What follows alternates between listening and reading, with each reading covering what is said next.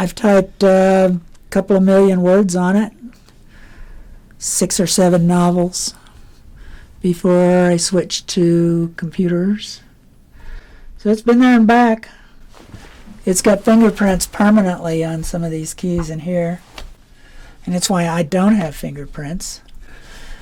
I can't do the fingerprint thing on the iPhone.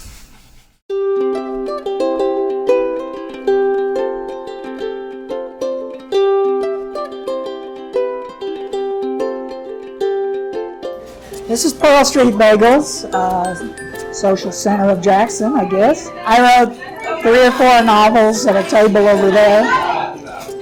And it's where I come if I want to get my creative juices moving. Coffee shops are where good ideas come from, and bars are where bad ideas come from.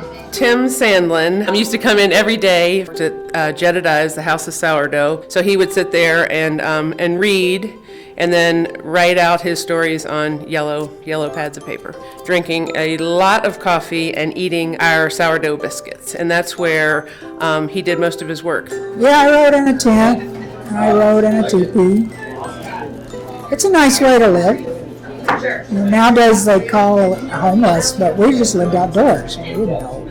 Wyoming has been very, very dominated by the cowpoke fiction. Tim doesn't come at it that way. What he does is something that you would see if you're walking into Worland and sitting in a cafe. You're going to hear an odd thing about what's going on with that particular marriage. You're going to hear what's up with that kid down the block.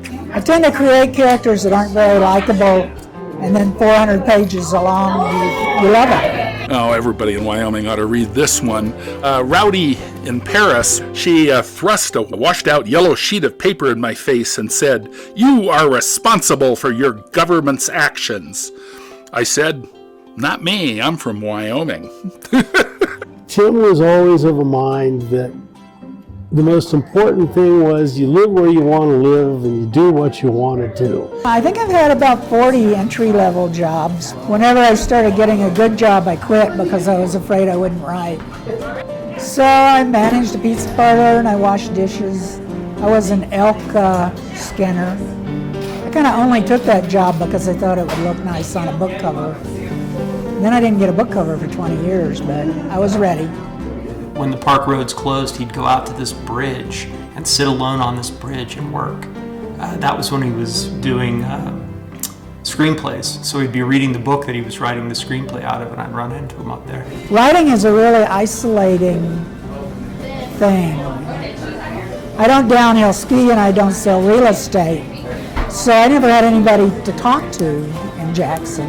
When you're first starting out, you can be so desperate for a reader, especially when you're not married to or your mother or somebody. So I decided when I actually started getting published, I would reach out and find somebody to talk to. The Jackson Hole Writers Conference, a wonderful thing about it has been Tim's caring about the experience of each writer there. Tim began it years ago, 20-some years ago, and has been with it ever since. He has the ability to draw other writers, famous writers around the country to come to Wyoming and be a part of the conference. They do individual sit-down detailed critiques with the folks that have signed up. So you can bring your manuscript and you'll get a pretty accomplished person, give it a good look. So I don't think there is a point where you can say I'm a real writer. It's just what I do and what I've always done. Like fishermen don't stop fishing. Most writers just, wish they could write more. Tim Sandlin, winner of a 2016 Governor's Arts Award.